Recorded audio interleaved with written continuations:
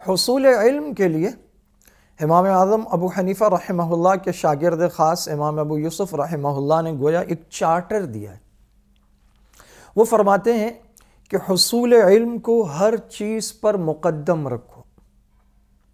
اور اس میں پوری طرح توجہ مرکوز رکھو، توجہ کو مرتکز رکھو، دائیں بائیں بھٹکنے نہ پائے، اور جب اس سے فارغ ہو پھر باقی وقت کسب معاش میں لگاؤ، کیونکہ یہ دو کام ایک ساتھ نہیں ہو سکتے۔ تو اس چارٹر کی روح سے اگر ہم دیکھیں تو وہ لوگ کتنے خوش نصیب ہیں کہ جن کو اللہ تعالیٰ نے تدریس سے اور امامت سے وابستہ کیا ہے، مؤذنی سے وابستہ کیا ہے، کہ وہ باقی سارا وقت دین کے علم میں لگا سکتے ہیں، اور وہی علم نکھر کر لوگوں کے سامنے جا رہا ہوتا ہے، امام کو مدرس کو بیان کرنے کا موقع مل رہا ہوتا ہے۔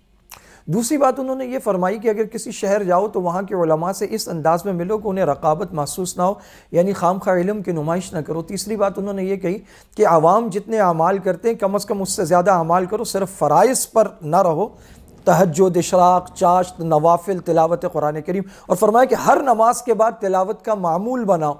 اور یہ بھی فرمایا کہ جو اختلافی مسائل ہیں عقائد کے وہ عوام میں خام خواہ بیان نہ کرو، اپنا محاسبہ کرو، ذکر اللہ کرو، تلاوت کی مواظبت کرو، اور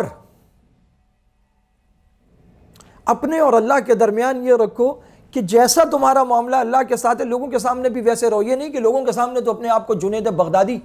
بنا کر پیش کرو اور تنہائی اور خلوت ملتے ہی گناہ میں مشغول ہو جاؤ۔ عالم کو سب سے زیادہ برباد اور ضائع خلوت کے گناہ کرتے ہیں، خلوت کے گناہ سے اپنے آپ کو بچاؤ، اور جو تم نہیں کرتے خام خواہ لوگوں کے سامنے اپنے آپ کو وہ بنا کے پیش نہ کرو۔ یا ایھا الذین آمنوا لم تقولون ما لا تفعلون۔